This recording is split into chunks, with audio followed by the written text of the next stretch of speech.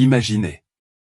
Le cri d'une jeune fille résonne dans les couloirs de pierre du château de Bléau, par une nuit d'hiver de 1457. Le son brise le vent hurlant comme une lame dans la soie.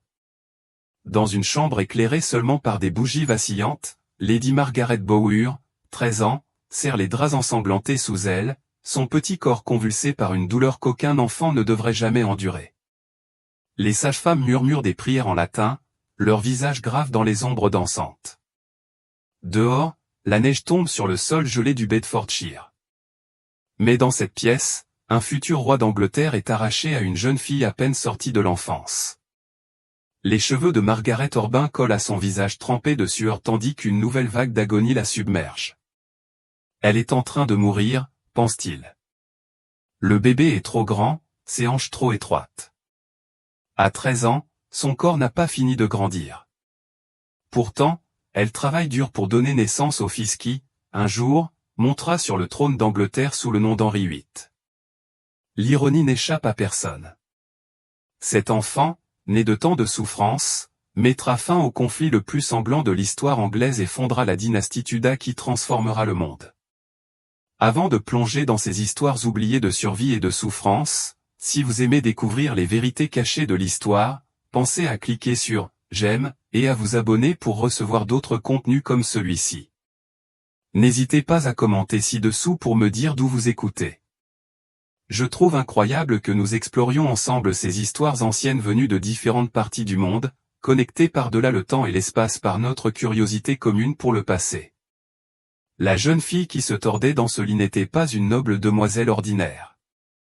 Lady Margaret Buffett portait dans ses veines le sang des rois, plus précisément celui de Jean de Gand, duc de Lancastre, quatrième fils d'Édouard III.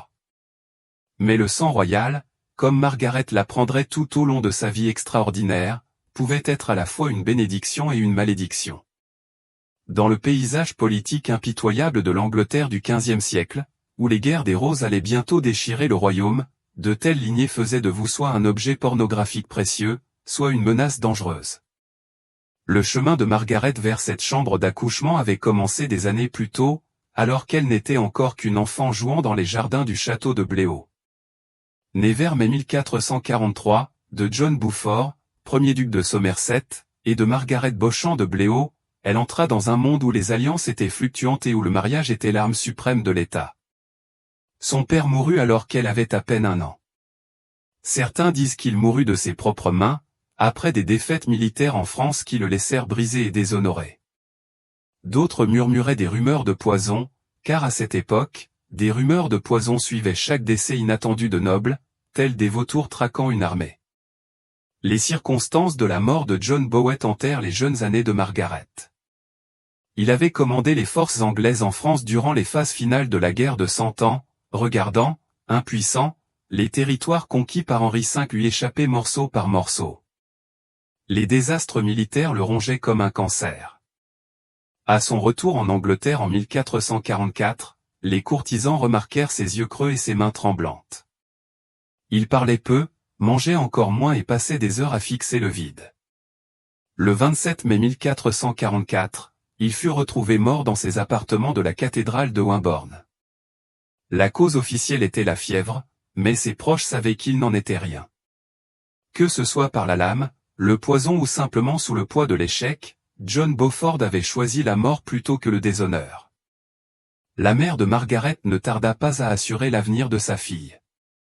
La duchesse d'Agé Margaret Beauchamp comprenait les règles de survie dans un monde où les femmes et les enfants n'avaient de valeur que dans la mesure où ils pouvaient consolider leurs alliances. À 6 ans, la petite Margaret était fiancée à John d'Epole, fils de William d'Epole, duc de Suffolk. Le contrat liait deux des familles les plus puissantes d'Angleterre par une alliance qui semblait indestructible. Mais la politique allait plus vite que l'enfance, et lorsque Suffolk tomba en disgrâce et fut assassiné lors de la traversée de la Manche en 1450, cette trahison devint un document sans valeur. Le crime de Suffolk avait été de négocier le mariage d'Henri VI avec Marguerite d'Anjou et la reddition du Maine et d'Anjou à la France. Des termes qui ont provoqué la colère de la noblesse anglaise comme du peuple. Sa mort fut brutale, même selon les normes de l'époque. Arraché hors de son navire par des pirates ou des ennemis politiques, il fut contraint de s'agenouiller sur le canon tandis qu'un de ses ravisseurs lui tranchait la tête avec une épée rouillée, ce qui nécessita une demi-douzaine de coups maladroits. Les femmes Buffett apprirent très tôt que survie rimait avec adaptabilité. La trahison suivante frappa rapidement Edmund Tudor, comte de Richmond, demi-frère du roi Henri V par le mariage de sa mère avec Owen Tudor. Les Tudors étaient des parvenus gallois à la légitimité douteuse. Mais ils avaient une chose plus importante que leurs ancêtres, la faveur du roi. Owen Tudor, fonctionnaire de la cour, avait attiré l'attention de Catherine de Valois, veuve d'Henri V. Leur mariage secret avait scandalisé la noblesse, mais ils eurent 2 fils, Edmund et Jasper Tudor, qu'Henri VI reconnut et éleva au rang de pur sang.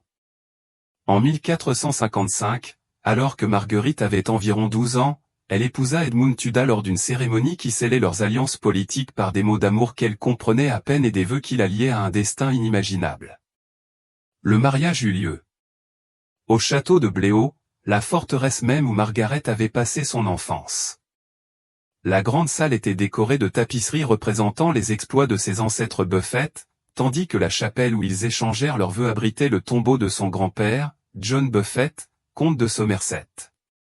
Edmund Tudor était un homme d'une vingtaine d'années, rompu à la guerre et à la politique. Margaret n'avait pas encore quitté ses vêtements d'enfant.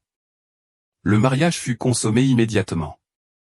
À une époque où les jeunes filles nobles étaient traitées comme des poulinières pour des ambitions dynastiques, il n'était pas question d'attendre la maturité physique. La nuit de noces fut un traumatisme dont Margaret ne parla jamais plus tard. Mais les preuves de son impact se lisaient dans les dommages corporels permanents et dans sa dévotion religieuse de toute une vie, qui frisait l'obsession. Quelques mois après son mariage, le corps de Margaret commença à changer d'une manière qui terrifiait son jeune esprit. Les femmes plus âgées qui l'entouraient parlaient à voix basse de son état, leur visage mêlant joie pour une héritière potentielle et inquiétude pour une mère si jeune. La mère de Margaret observait le ventre de sa fille grossir avec une profonde anxiété. Elle avait 18 ans à la naissance de Margaret. Assez âgée pour survivre à un accouchement sans encombre. À 12 ans, bientôt 13 ans, Margaret tentait un acte qui avait tué d'innombrables femmes plus âgées et plus fortes qu'elle. Mais Edmund Tudor ne verrait jamais son enfant naître. À l'automne 1456, alors qu'il menait une campagne au pays de Galles contre les forces yorkistes, il fut capturé au château de Carmarthen. Les circonstances de sa capture et de sa mort restent obscures, enveloppées dans le brouillard de la guerre civile et des intrigues politiques. Certains récits suggèrent qu'il fut capturé lors d'une attaque surprise alors que ses forces étaient dispersées dans le sud du pays de Galles. D'autres évoquent une trahison au sein de ses propres rangs. Qu'il soit mort de la peste en prison ou assassiné par ses captifs reste un mystère de l'histoire. L'explication de la peste était commode pour ses ravisseurs. La maladie était courante dans les prisons médiévales, et invoquer une mort naturelle permettait d'éviter les accusations de meurtre d'un demi-frère royal. Mais les chroniqueurs contemporains notèrent la rapidité suspecte de son déclin et le refus de ses captifs de laisser les médecins le soigner. Ce que nous savons, c'est qu'en novembre 1456, Margaret, alors âgée de 13 ans, était veuve, enceinte et complètement seule dans un monde sur le point d'exploser dans la guerre civile. La nouvelle de la mort d'Edmond parvint à Margaret au palais de Lanf, dans le Pembrokeshire, où elle séjournait pendant la campagne de son mari. Le messager arriva par une soirée pluvieuse de novembre, son cheval couvert de sueur après cette traversée désespérée du pays de Galles. Margaret était dans la chapelle du palais, priant pour le retour sain et sauf de son mari, lorsque les bottes du messager résonnèrent sur le sol de pierre derrière elle. Elle comprit avant même qu'il ne parle que son monde s'était écroulé. Jasper Tudor, le frère cadet d'Edmund, prit en charge sa belle-sœur enceinte. Cette décision était à la fois chevaleresque et pragmatique. Margaret portait en elle l'héritière potentielle de la lignée Tudor, l'enfant qui pourrait perpétuer le lien royal de leur famille. Il l'emmena dans sa forteresse du château de Pembroke, au pays de Galles, où les imposants murs de pierre offraient une protection contre le chaos extérieur grandissant. Pembroke était une forteresse au bout du monde, perchée sur les falaises surplombant Milford-Haven, où les vagues de l'Atlantique s'écrasaient sans fin contre les rochers en contrebas. C'est ici, dans ce château gallois isolé, que Margaret allait vivre l'expérience la plus pénible de sa jeune vie. Le voyage jusqu'à Penrock, alors qu'elle était déjà enceinte, fut une véritable épreuve. Les routes d'hiver étaient à peine praticables, creusées d'ornières de boue gelée et bloquées par des arbres tombés. Margaret voyageait dans une litière tirée par des chevaux, chaque secousse et chaque choc lui faisant mal dans son corps gonflé. Le voyage, qui aurait dû durer 2 jours, s'était tiré sur 5, à travers des rivières en crue et à éviter des bandes d'hommes armés dont la loyauté était inconnue. En hiver, le château de Pembroke était un refuge austère, bâti sur un affleurement calcaire surplombant la rivière Pembroke. Le château dominait le paysage à des kilomètres à la ronde. Son imposant donjon rond, haut de près de 24 mètres, avait résisté aux sièges et aux tempêtes pendant 3 siècles.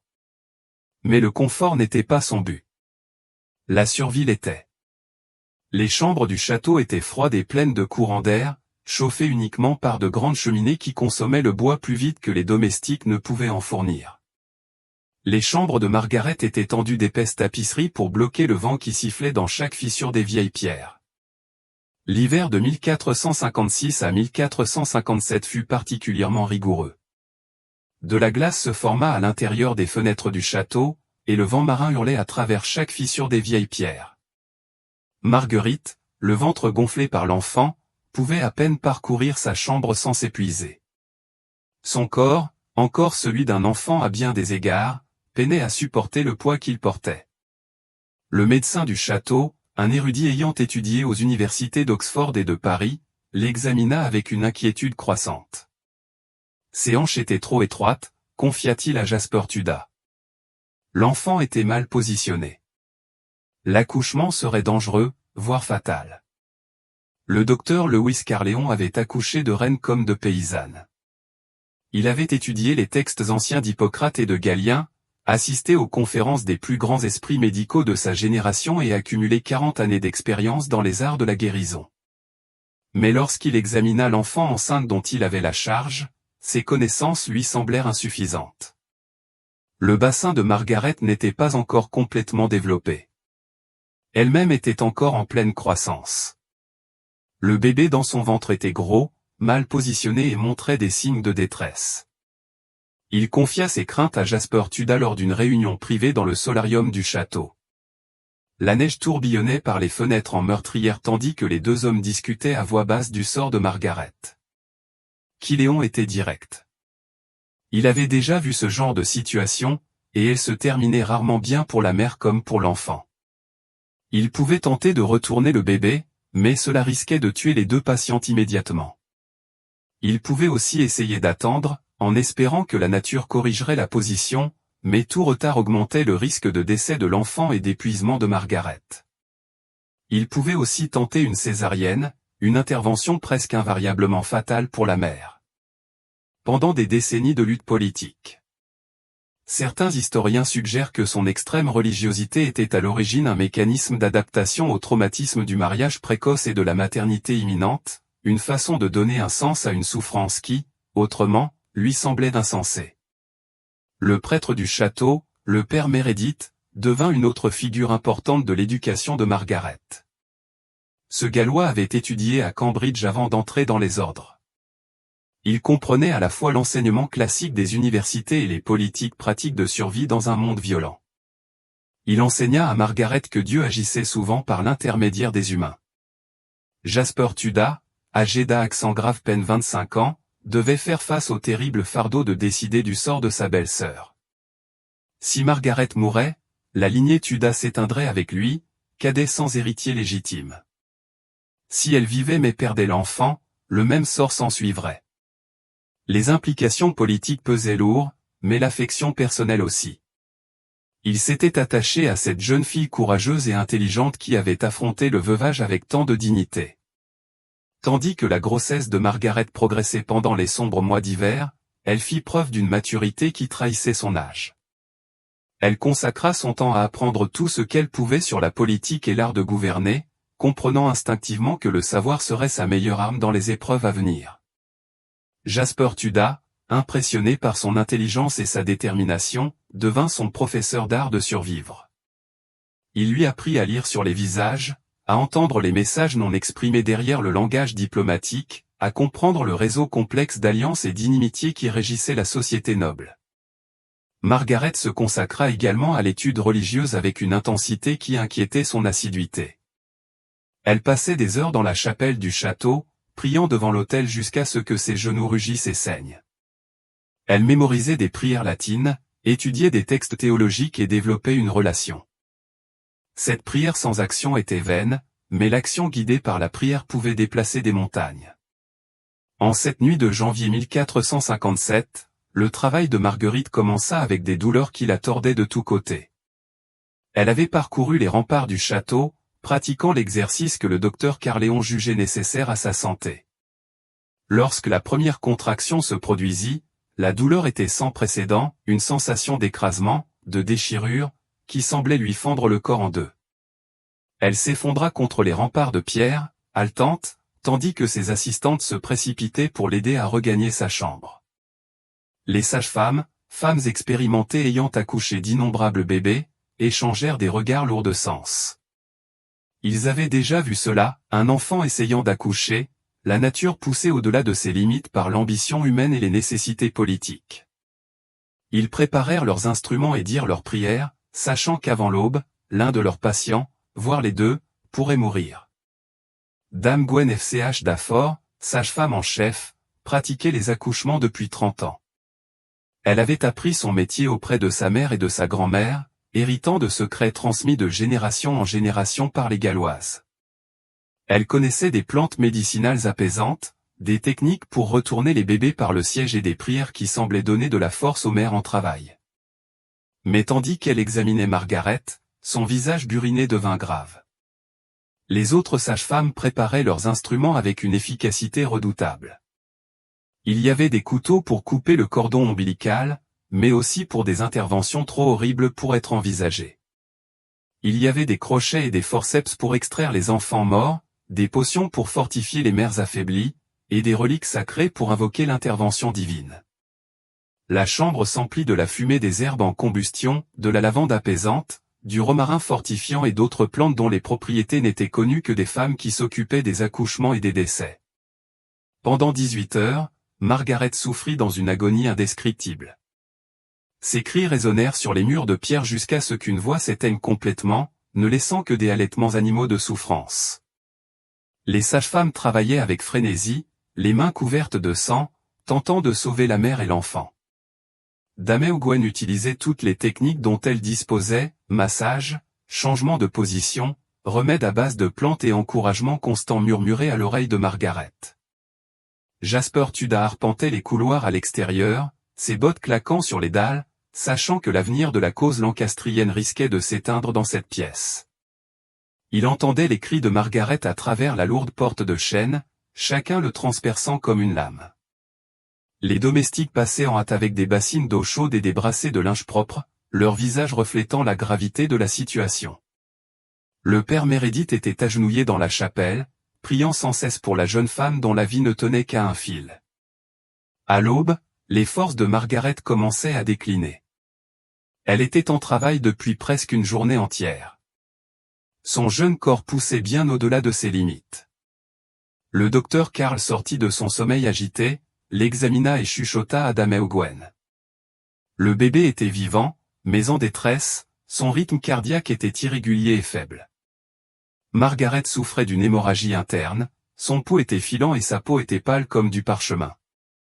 La décision fut prise de tenter une extraction manuelle, une intervention dangereuse qui aurait pu sauver l'enfant au prix de la vie de la mère. Dame Gwen avait déjà pratiqué cette technique, mais jamais sur une personne aussi jeune et menue. Elle positionna Margaret avec précaution, priant silencieusement Saint Marguerite d'Antioche, sainte patronne de l'accouchement. Alors qu'elle s'apprêtait à pénétrer dans le corps de la jeune femme et à guider le bébé vers le monde, lorsque celui-ci émergea enfin, arraché du corps de Marguerite dans un processus qui faillit la tuer, les sages-femmes retinrent leur souffle. Le nourrisson était pâle, respirant à peine, couvert de sang et de liquide céphalorachidien. Pendant un instant terrifiant, la chambre resta silencieuse, à l'exception de la respiration laborieuse de Margaret et du crépitement du feu dans l'âtre.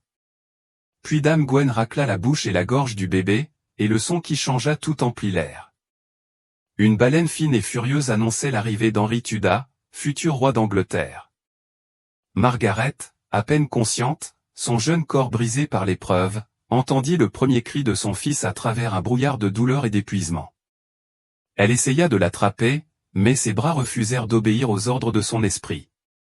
Dame Gwen déposa le bébé sur la poitrine de Margaret un bref instant, première rencontre traditionnelle entre une mère et son enfant avant de le conduire au feu pour qu'il soit lavé et emmailloté. Les yeux de Margaret suivaient le nourrisson avec une intensité désespérée, mémorisant chaque détail de son petit visage. Les dommages corporels de Margaret étaient graves et permanents. Le docteur Karl Cléon, l'examinant dans les jours qui suivirent la naissance, constata d'importantes déchirures et des blessures internes qui ne guériraient jamais complètement. Le médecin parla à voix basse de chair déchirée et d'organes endommagés, d'une perte de sang qui avait failli lui être fatale. Elle ne porterait plus jamais d'enfant. Cet unique accouchement traumatisant avait mis fin à ses années de procréation avant même qu'elle n'ait véritablement commencé. À 13 ans, elle était effectivement stérile. Sa vie reproductive avait été sacrifiée sur l'autel de la politique dynastique. Sa convalescence physique fut terriblement lente. Pendant des semaines, Margaret hésita entre la vie et la mort, rongée par la fièvre et l'infection. Le docteur Kion appliqua tous les remèdes dont il disposait, des saignées pour équilibrer ses humeurs, des picus pour combattre les infections et des vins forts enrichis en plantes médicinales pour lui redonner des forces. Dame Gwen ne la quittait jamais, versant du bouillon entre les lèvres gercées de Margaret et surveillant chaque évolution de son état. Le rétablissement psychologique de Margaret s'est avéré encore plus complexe. Le traumatisme qu'elle avait subi se manifestait par des cauchemars qui la faisaient hurler et pleurer jusqu'au petit matin. Elle a développé une peur intense du contact physique, reculant devant le moindre contact physique. Sa relation avec son fils nouveau-né se complexifia par l'association entre sa présence et sa douleur. Elle l'aimait désespérément, mais pouvait à peine supporter de le tenir dans ses bras sans être submergée par le souvenir de sa naissance violente. Mais si le corps de Margaret Buffett était brisé, son esprit restait intact. Alors qu'elle se rétablissait lentement dans les mois qui suivirent la naissance d'Henri, elle commença à faire preuve d'une volonté de fer et d'une intelligence calculatrice qui ferait d'elle l'une des femmes les plus puissantes de l'histoire anglaise. Elle comprenait, même affaiblie, que son fils représentait l'avenir de la cause lancastrienne. Elle comprenait également qu'une veuve sans terre, mère d'un bébé, avait besoin de protection dans un monde glissant vers le chaos.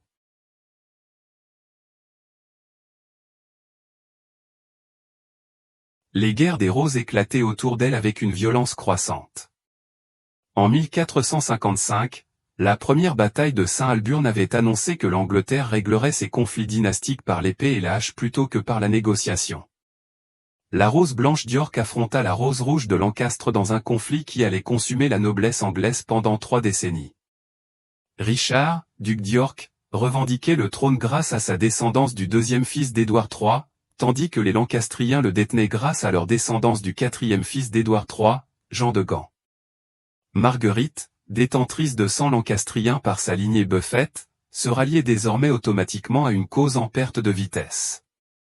Le roi lancastrien, Henri V, était largement considéré comme faible, peut-être fou, et certainement incapable de gouverner efficacement. Sa reine, Marguerite d'Anjou, était plus compétente, mais aussi plus détestée. Une étrangère, tenue pour responsable des désastres militaires de l'Angleterre en France et du glissement du royaume vers la guerre civile, trouva la solution, se remarier. En 1458, à peine remise de la naissance d'Henri, elle épousa Sir Henry Stafford, fils cadet du duc de Buckingham. Le mariage fut discret, sans commune mesure avec le faste qui avait accompagné son mariage avec Edmund Tudor. Margaret était encore faible, toujours en deuil, et son nouvel époux était un inconnu choisi pour son utilité politique plutôt que pour son affection personnelle. Stafford était un sympathisant des Yorkistes, mais surtout, c'était un pragmatique qui comprenait que protéger Margaret signifiait protéger les précieux domaines et lignées des Beaufort. Pour Margaret, ce mariage représentait une sécurité pour elle et son fils, même si cela impliquait de partager un lit avec un homme dont les allégeances politiques étaient contraires à ses convictions profondes. Cet arrangement tenait davantage du partenariat commercial que de l'union amoureuse, une solution pratique à des problèmes concrets. Le contrat de mariage négocié par la mère de Margaret et le père de Stafford était extrêmement détaillé, reflétant la complexité de la situation politique.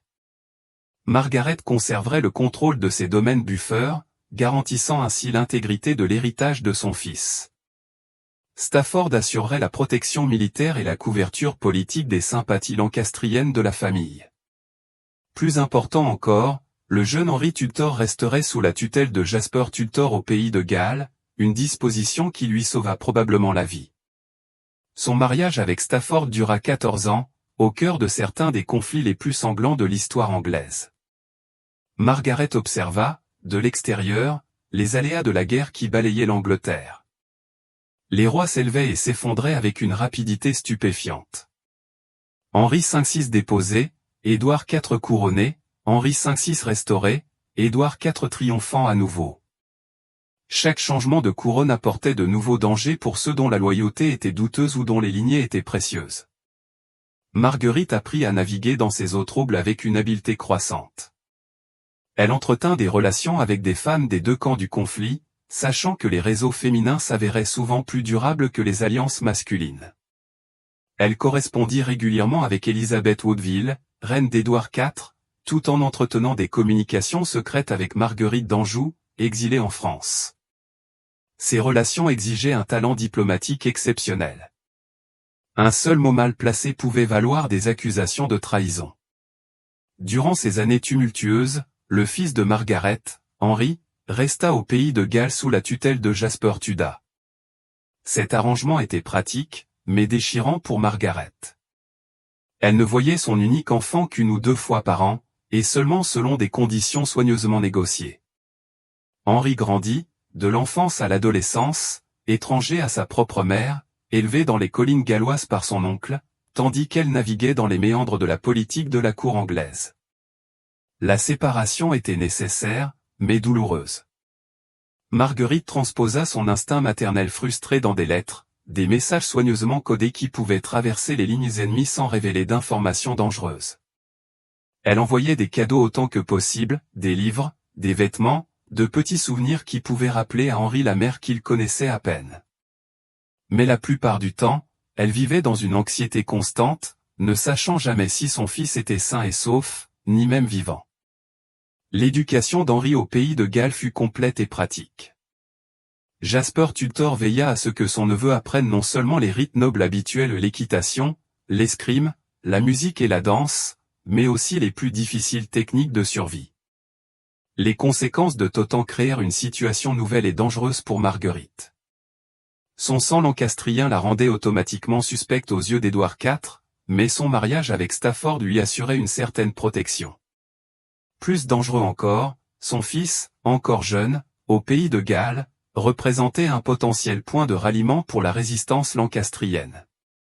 Édouard IV avait déjà démontré sa volonté d'exécuter ses ennemis. Étendra-t-il cette politique aux enfants? Marguerite passa des nuits blanches à se demander si les soldats viendraient chercher Henri, si elle apprenait un matin la mort de son fils. Elle développa un réseau de renseignements élaborés, payant domestiques et marchands pour obtenir des nouvelles du pays de Galles, soudoyant des commis pour obtenir des copies des correspondants royaux, faisant tout son possible pour anticiper les menaces potentielles. Cette vigilance constante était épuisante, mais elle permit à son fils de survivre. En 1469, Henry Stafford fut blessé en combattant pour Édouard IV à la bataille d'Edgecoa. 7. Henri apprit à parler couramment le gallois, à comprendre les rythmes de la vie rurale et à s'assurer la loyauté d'hommes qui ne lui devaient que respect. Ces leçons se révéleront précieuses lorsqu'il revint enfin revendiquer son trône. L'éducation de Marguerite se poursuivit jusqu'à son mariage avec Stafford. Elle apprit à gérer de vastes domaines, à déchiffrer les comptes financiers et à comprendre le réseau complexe d'obligations qui unissait la société médiévale. Elle étudia le droit, l'histoire et la théologie avec l'intensité d'une universitaire. Sa bibliothèque devint l'une des plus belles collections privées d'Angleterre, remplie d'ouvrages en latin, en français et en anglais sur des sujets allant de la stratégie militaire à la théologie mystique. En 1461, tout changea à nouveau. Édouard IV remporta une victoire décisive à la bataille de la Talon. l'affrontement le plus sanglant jamais livré sur le sol anglais. On estime que 50 000 hommes s'affrontèrent sur un champ enneigé du Yorkshire le dimanche des Rameaux, le 29 mars 1461. Le soir, près de la moitié d'entre eux étaient morts. La cause lancastrienne était en ruine, ses dirigeants dispersés ou morts. Henri V s'enfuit en Écosse, tandis que Marguerite d'Anjou s'embarqua pour la France avec son jeune fils Édouard de Westminster. Blessure, une profonde entaille à la cuisse qui s'infecta, le laissa partiellement handicapé et le rendit de plus en plus amer quant à son service à la cause yorkiste. Il avait risqué sa vie pour Édouard IV et n'avait reçu que peu de reconnaissance ni de récompense. La déception l'avait épuisé, le rendant réceptif à l'influence subtile de Marguerite. Marguerite prit soin de son mari blessé pendant des mois de convalescence douloureuse, profitant de ce temps pour modifier progressivement ses allégeances politiques. Elle ne défendit jamais directement la cause lancastrienne. Cela aurait été trop dangereux. Au lieu de cela, elle sema le doute sur la compétence d'Édouard IV, partagea des histoires de corruption et d'incompétence des Yorkistes, et convainquit progressivement Stafford que ses services avaient été insuffisamment récompensés.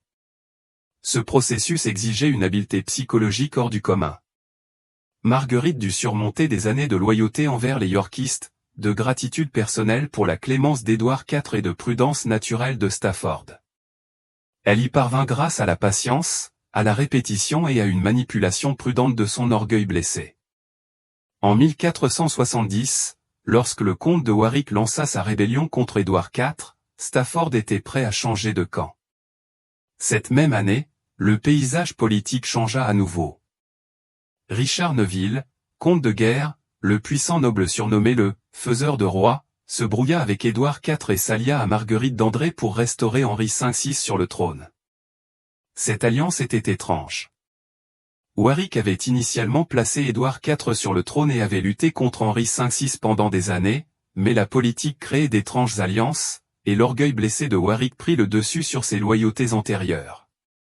Marguerite observait ces événements avec un intérêt intense et un espoir grandissant. Si Henri V pouvait être restauré, si la cause lancastrienne triomphait, alors peut-être son fils pourrait-il revenir d'exil gallois. Elle commença à contacter prudemment d'autres sympathisants lancastriens, tâtant le terrain en vue d'un éventuel soulèvement. Les communications étaient extrêmement dangereuses. Leur découverte aurait signifié la mort de tous ceux qui y étaient impliqués. La restauration d'Henri VI en octobre 1470 parut miraculeuse à Marguerite. Édouard IV s'enfuit en Bourgogne. Son frère Richard de Gloucester était à ses côtés tandis qu'Henri VI était conduit depuis la tour de Londres et officiellement rétabli sur son trône. Le pauvre roi fou semblait déconcerté par la tournure des événements. Incertain de la façon dont il était passé du statut de prisonnier à celui de monarque du jour au lendemain, Marguerite assista à sa cérémonie de restauration à Westminster, constatant par elle-même la faiblesse et la confusion du roi lancastrien. Mais la restauration fut de courte durée. Édouard IV revint d'exil en mars 1471 avec le soutien des Bourguignons et une petite armée de mercenaires aguerris. Il agit rapidement, s'assurant le soutien des nobles, lassés du chaos et de l'incertitude. L'affrontement décisif eut lieu à Barnet le 14 avril 1471, où Warwick fut tué au combat. 2 semaines plus tard, à Tewkesbury, le 4 mai 1471, la cause lancastrienne s'éteignit à jamais. En 1471, tout changea. La bataille de Tewkesbury marqua la défaite finale de la cause lancastrienne et la mort d'Édouard, prince de Galles, dernier héritier direct du trône d'Henri VI. Le prince mourut au combat, bien que certains récits suggèrent qu'il fut assassiné après sa capture. Sa mort, combinée à la mystérieuse disparition d'Henri VI lui-même peu après, mit fin à la lignée directe lancastrienne. Soudain, le fils adolescent de Margaret devint le prétendant le plus crédible à la succession lancastrienne, et donc l'un des personnages les plus dangereux d'Angleterre. Sa revendication était complexe et lointaine, remontant à la lignée Buffett, et compliquée par des questions de légitimité soulevées des générations plus tôt. Mais en l'absence d'héritier lancastrien direct, la revendication d'Henri Tudor commença à prendre de l'importance aux yeux des opposants au régime yorkiste. Jasper Tudor, conscient de la menace immédiate qui pesait sur la vie d'Henri, prit une décision désespérée. Il préférait emmener le garçon en exil plutôt que de risquer sa capture et son exécution quasi certaine. La décision était déchirante, mais nécessaire. Rester au pays de Galles signifiait la mort, mais l'exil signifiait abandonner tout et tout ce qu'Henri avait connu. Par une nuit de tempête de septembre 1471, Henri Tuda, alors âgé de 14 ans, embarqua à Tambie et s'embarqua pour 14 ans d'exil en Bretagne. Le départ fut précipité et dangereux. Les forces yorkistes se rapprochaient des derniers bastions lancastriens du pays de Galles. Henri et Jasper furent prévenus environ 1 heure avant l'arrivée des soldats ennemis au château de Penroque. Margaret n'était pas présente au départ de son fils. Elle était en Angleterre, ignorant que son enfant fuyait pour sauver sa vie jusqu'à plusieurs jours plus tard. Elle commença à tisser des réseaux de soutien dans toute l'Angleterre, identifiant des nobles susceptibles d'être convaincus de soutenir le retour éventuel de son fils. Ce travail était dangereux et épuisant, mais il lui donnait un but. Henry Stafford mourut en 1471, peu après le début de son exil. La date était suspecte pour certains observateurs. Stafford était en mauvaise santé depuis sa blessure de guerre, mais sa mort survint à un moment particulièrement opportun pour les manœuvres politiques de Marguerite. On ignore si sa mort fut causée par des causes naturelles, un empoisonnement ou un simple stress. Mais sa mort libéra. Margaret souhaitait poursuivre ses ambitions plus ouvertement. Margaret, approchant alors la trentaine et 2 fois veuve, devait prendre une décision cruciale concernant son 3e mariage. Elle aurait pu choisir la sécurité, épouser un noble de second rang qui protégerait ses biens et la laisserait seule pour pleurer la perte de son fils. Au lieu de cela, elle choisit le pouvoir. Lorsque la nouvelle lui parvint enfin, le choc fut immense. Elle avait passé 14 ans séparée d'Henri par l'immensité du pays de Galles.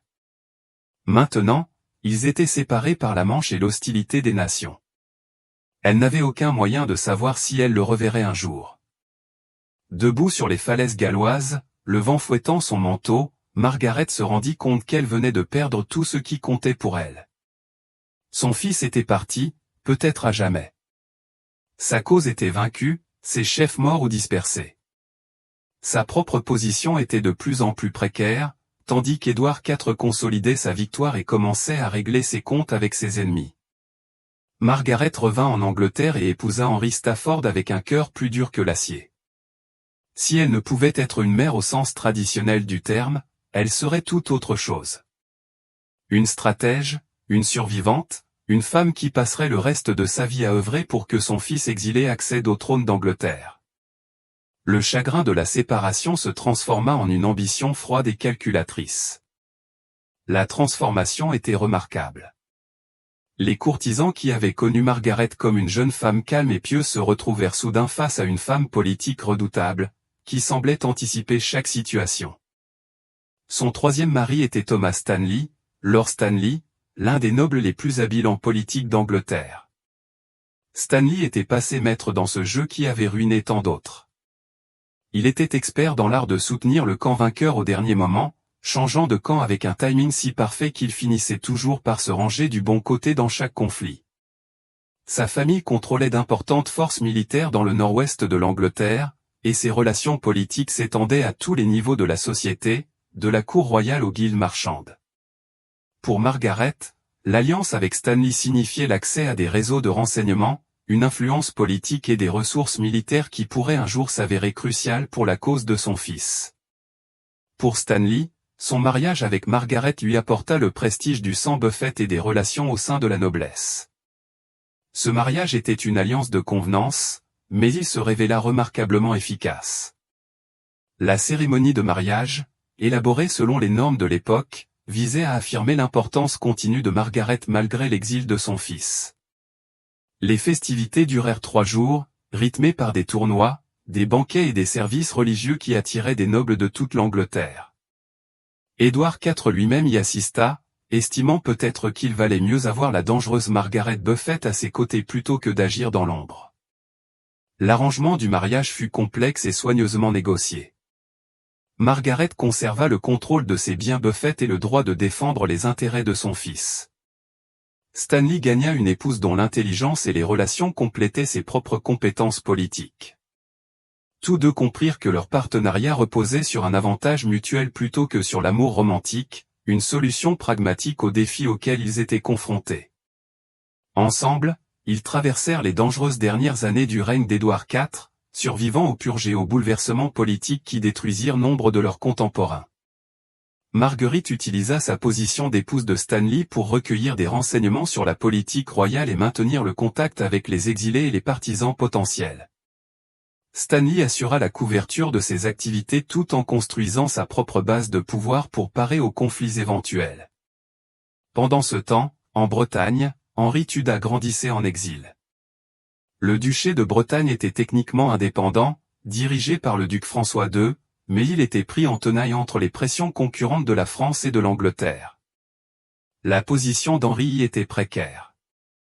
Il était précieux comme allié potentiel ou monnaie d'échange, mais aussi dangereux comme point de mire de l'opposition anglaise à Édouard IV. Les lettres entre la mère et le fils devinrent encore plus rares et soigneusement codées au fil des ans. Elles utilisaient de faux noms, de l'encre invisible et des codes élaborés pour communiquer. Les messages étaient dissimulés dans des correspondances apparemment anodines, portant sur des affaires commerciales ou familiales. Le système était lourd et peu fiable, mais il maintenait le lien vital entre le réseau de renseignement de Marguerite en Angleterre et la cour d'Henri en exil. Marguerite vivait dans la crainte constante que son fils soit mort, tué par des assassins envoyés par York, ou simplement emporté par la maladie ou un accident en terre étrangère. L'ignorance était peut-être pire qu'une tragédie définitive. Elle développa un système élaboré d'informateurs qui lui apportaient des nouvelles de Bretagne, marchands, pèlerins, diplomates, quiconque avait vu son fils ou entendu parler de son bien-être. Le réseau de renseignement que Margaret avait bâti était extraordinaire par son ampleur et sa sophistication. Elle disposait d'informateurs dans les palais royaux, les guildes marchandes, les monastères et les maisons nobles de toute l'Angleterre et du continent. Les informations lui parvenaient par un réseau de communication secrète qui aurait impressionné des maîtres espions professionnels. Elle était au courant des mouvements de troupes avant certains commandants, entendait les ragots de la cour avant qu'ils n'atteignent les oreilles du roi et surveillait la santé et la loyauté de ses alliés et ennemis potentiels. Édouard IV mourut subitement en avril 1483, laissant son fils de 12 ans, Édouard V, hérité du trône. La mort du roi fut soudaine, mais pas totalement surprenante. Il avait vécu durement, mangeant et buvant avec excès, et sa santé déclinait depuis des années. Mais sa mort à 40 ans plongea le royaume dans une crise immédiate, car un jeune roi exigeait une régence qui pouvait facilement tourner à la dictature. À Bosworth-Field, le 22 août 1485, Richard III mourut en combattant dans la boue de l'Ayrshire. Les forces de Stanley, positionnées pour soutenir Richard, se retournèrent contre lui, trahissant Marguerite au prix de longues années de manipulations minutieuses. Son fils était roi d'Angleterre. Après 28 ans de séparation, 14 ans d'exil et des décennies de patients préparatifs, Henri VIII avait triomphé. Marguerite devint la femme la plus puissante d'Angleterre, mais elle ne put plus jamais jouir de la relation mère-enfant si simple que la nécessité politique lui avait ravi. Marguerite vécut assez longtemps pour voir son fils fonder la dynastie Tudor, épouser Élisabeth d'York, unifiant ainsi les maisons de guerre, et engendrer le prince qui deviendrait Henri VIII. Elle mourut en 1509, quelques jours seulement après le couronnement d'Henri VII, après. Mais l'enfant roi ne fut jamais couronné. Son oncle Richard, duc de Gloucester, prit le pouvoir lors d'un coup d'État qui choqua même la noblesse anglaise, pourtant endurcie par la violence. Le jeune Édouard V et son frère Richard disparurent dans la tour de Londres, pour ne plus jamais être revus vivants. Richard III fut couronné roi en juillet 1483, mais son règne commença sous un voile de suspicion qui ne se dissiperait jamais. Pour Margaret, l'usurpation de Richard représentait à la fois un terrible danger et une opportunité sans précédent. La prise de pouvoir de Richard avait anéanti la légitimité des Yorkistes. Soudain, la prétention lointaine d'Henri Tudor, issu de la lignée Buffett, commença à apparaître comme une alternative viable à un roi largement soupçonné de meurtre d'enfants. Marguerite commença à comploter avec une audace époustouflante, en collaborant avec l'évêque John Morton et d'autres exilés. Elle coordonna une rébellion en Angleterre tout en organisant une invasion de la Bretagne par son fils. La conspiration exigeait un timing parfait, un financement important et des communications à travers des centaines de kilomètres de territoire hostile. La rébellion s'effondra en octobre 1483 après Jésus-Christ, lorsqu'une trahison révéla le projet d'invasion d'Henri. Marguerite assista avec horreur à l'exécution de ses complices. Elle n'échappa à la mort que grâce à son mariage avec Stanley, mais fut assignée à résidence et déchue de ses titres. Mais Marguerite ne fut pas vaincue. Même en état d'arrestation, elle continua de comploter par le biais de lettres codées et de serviteurs de confiance.